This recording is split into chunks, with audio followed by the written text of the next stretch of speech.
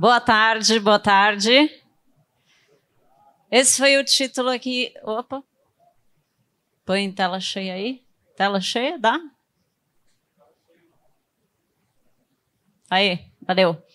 Esse foi o título que o Aníbal me provocou aí a colocar mais emocionante. Ecodistopia, o preço da indiferença num futuro sem sustentabilidade. E aí, essa sou eu. Eu sou mulher de periferia, nasci na periferia de São Paulo, estudei em escola pública, e essa foi a foto da minha primeira Olimpíada de Matemática. Já falou aqui de Olimpíada.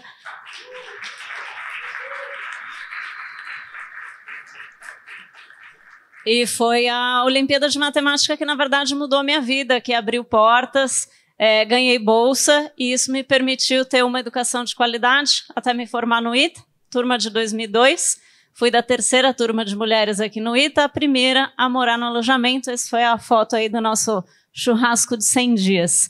E além de ser formada no ITA, eu também fiz mestrado na Schumacher College, essa é a sede da Schumacher na Inglaterra, que é uma escola bastante tradicional e inovadora nesse tema de sustentabilidade. Então eu juntei duas coisas bem cabeção, que é o ITA com a Schumacher College, e aí essa sou eu. Aqui um pouco do meu portfólio, então vocês vão ver aí que tem startups, scale-up, empresas grandes, diversos setores. Já fiz muita coisa, já trabalhei com bastante gente diferente, sempre com essa questão de como é que a gente transforma negócio, como é que a gente inova, como é que a gente muda e faz crescer de uma forma mais próspera. E aí, o que eu trouxe hoje para a gente falar? Bom, primeiro, a gente vê efeitos de mudanças climáticas, não vou falar disso, que acho que está todo mundo um pouco cansado, mas o fato é que a gente continua poluindo. A gente continua abastecendo carro com gasolina, como falou o colega aqui, a gente continua emitindo e poluindo e assim vai. Esse é um exemplo do que aconteceu em Piracicaba. Uma usina despejou resíduos tóxicos no rio. Isso gerou uma mortandade aí de mais de 90 toneladas de peixe. Além do trabalho e do custo de coleta, isso afetou o abastecimento de água da população local. E isso é resultado do quê? De uma ação humana. Alguém escolheu despejar esse resíduo. Que seja a operação, a liderança que permitiu que isso acontecesse, que foi negligente, fez a escolha de despejar. Então, nós, como seres humanos, continuamos escolhendo a fazer esse tipo de coisa. Outro ponto, Olimpíada. A gente recém passou pela Olimpíada de Paris. Se a gente lembrar do Rio de Janeiro, aconteceu algo parecido. Vamos despoluir o Rio Sena. Na véspera da Olimpíada, ó, tá legal, tá despoluído, podem nadar. Resultado, atletas hospitalizados por contaminação do rio. A gente viu isso acontecer na Olimpíada do Rio de Janeiro. Por que é que a gente continua fingindo que vai resolver o problema na véspera de um grande evento? A gente não vai resolver o problema só na hora que ele está na TV.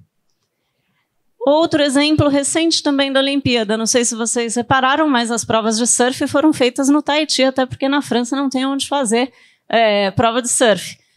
Esta mesma ilha onde foi feita a prova de surf era a ilha que era utilizada para testes nucleares franceses. E o que aconteceu ali? A França, os franceses, enfim, que foi colocado para essa população que, olha, a gente vai ter uma inovação tecnológica aqui, isso vai trazer muito progresso, isso vai trazer desenvolvimento, é uma tecnologia nova, é o máximo, é demais e tal. Resultado?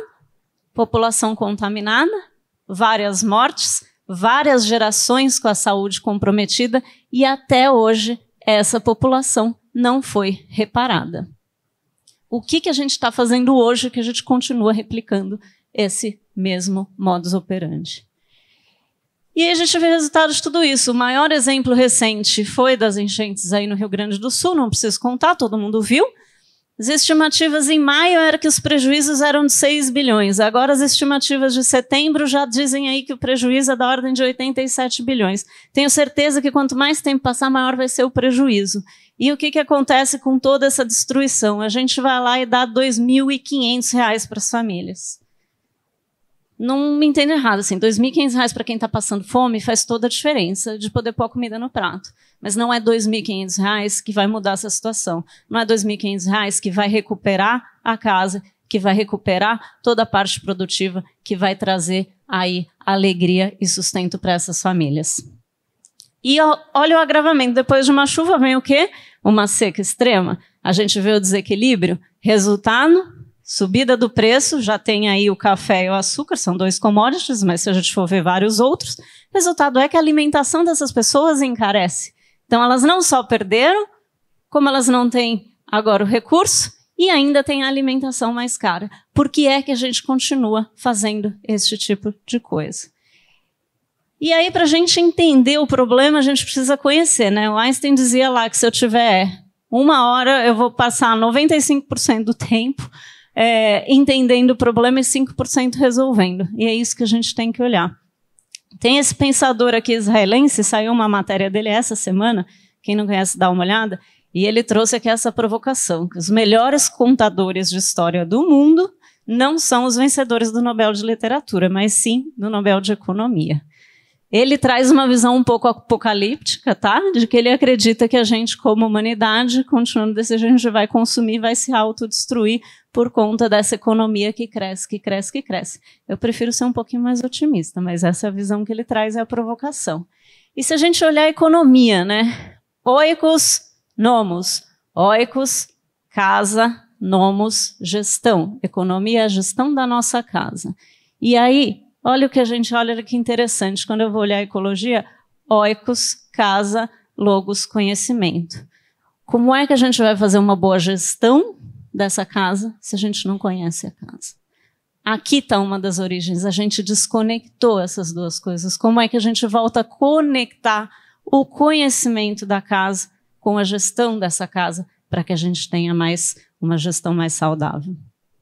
E aí a gente está aqui no meio de engenheiro adora coisa complicada, né? Então a gente viu várias palestras aí de um monte de coisa complicada e tal, e engenheiro é bom de resolver coisa complicada, né? Não vão, enfim, é bom.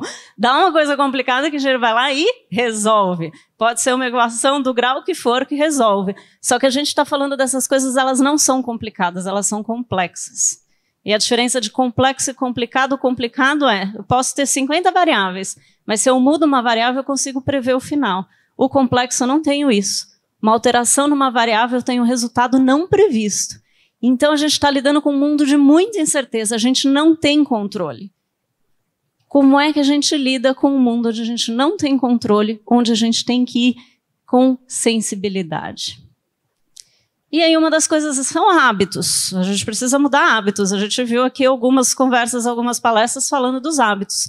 E uma provocação que eu deixo aqui para todo mundo é essa que eu gosto sempre de trazer. Se eu for olhar o lixo da casa de cada um aqui, eu vou saber o que vocês mais gostam de comer, eu vou saber o que vocês mais gostam de fazer, eu vou saber o que vocês mais usam na casa de vocês. Então, o lixo não é aquilo que a gente não gosta.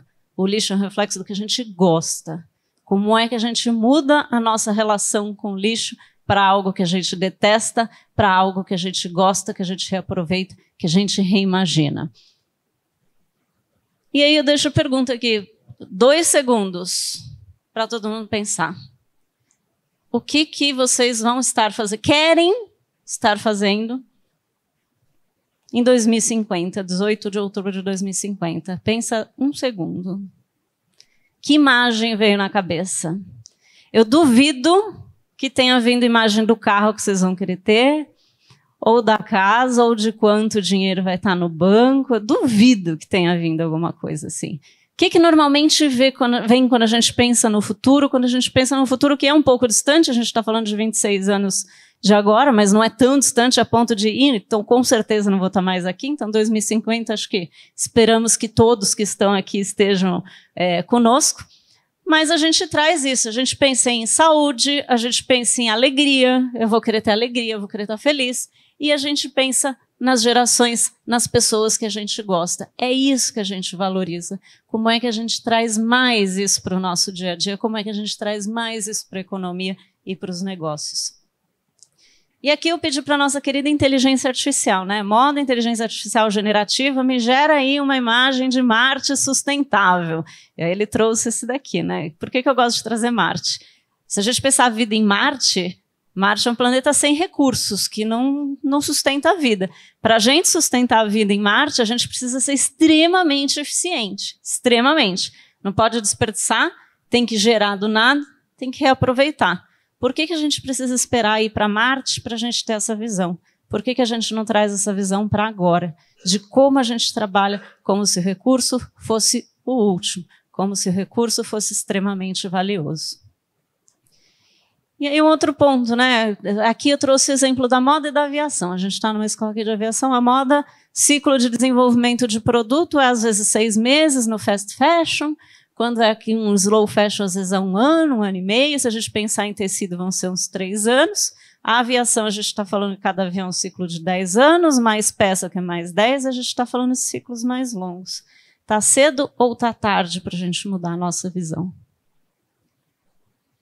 Só que a gente não pode só trabalhar com tragédias, né? Acho que a gente fala, o mundo está acabando. Qual a sensação que dá? Vou sair correndo, vou me encolher dentro de casa e ficar quietinho.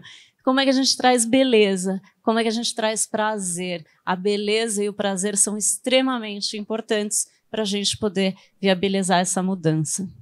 E também a sensibilidade. A gente está falando de pessoas, somos todos pessoas. Temos que fazer as coisas de pessoas e para pessoas. Tanto pensando em relacionamento, quanto pensando em funcionalidade. Para que isso serve?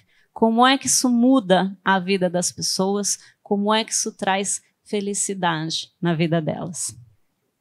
E, para que isso seja possível, oportunidade. Como é que a gente gera mais oportunidades? Para todos, para todas, para as diversas visões que a gente tem. A gente está falando de abrir portas. Como é que a gente cria novas portas?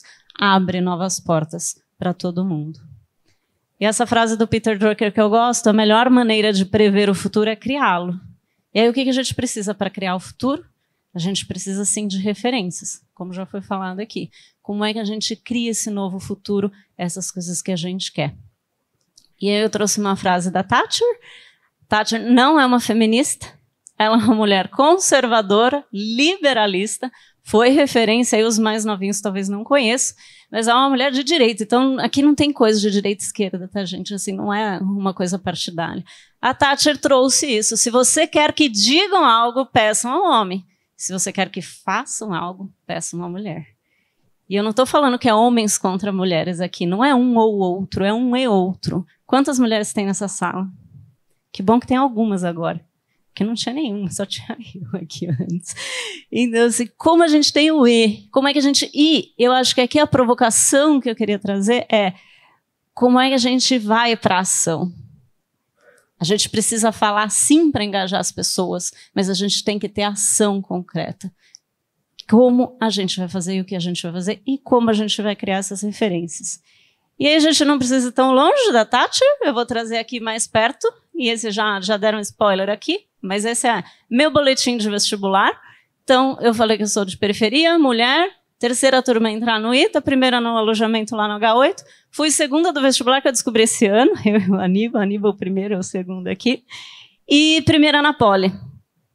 E eu escondi isso. Obrigada.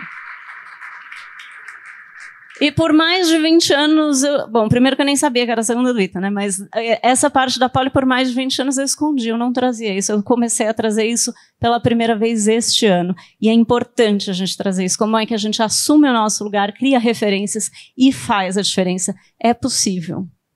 Aqui, eu causei essa transformação com muita gente que esteve junto comigo.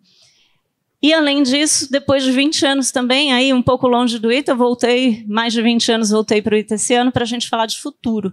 Falar de futuro, de engenharia, de sustentabilidade, como é que a gente muda, como é que a gente traz para a prática. É isso que a gente precisa, é de ação, é de todo mundo. E aqui um outro ponto sobre mim, eu sou mãe, e essa foi a fase que meu filho definiu o que eu faço, quando perguntaram na escola, o que a sua mãe faz, né? Aí ele falou, essa foi a frase, 6 anos, minha mãe salva o mundo pelo computador. Aí eu achei bem bonitinho, né?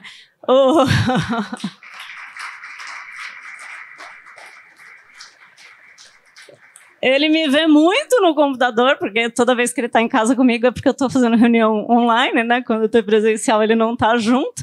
E aí essa foi a interpretação, mas eu acho que aqui eu vou ter que fazer uma correção para ele. O mundo não precisa ser salvo. E eu sozinha não vou salvar o mundo.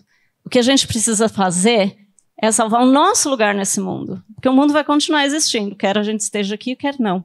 Então, o que eu faço como escolha todos os dias para fazer diferente? O que você, cada um que está aqui, ou cada um que está ouvindo depois aí, faz de diferente no mundo. E eu deixo essa reflexão, que tipo de diferença você quer fazer? A gente faz a diferença cada dia com cada escolha. O que importa é o tipo de diferença que a gente quer fazer. E quem quiser ajuda ou saber mais, fico à disposição. Obrigada.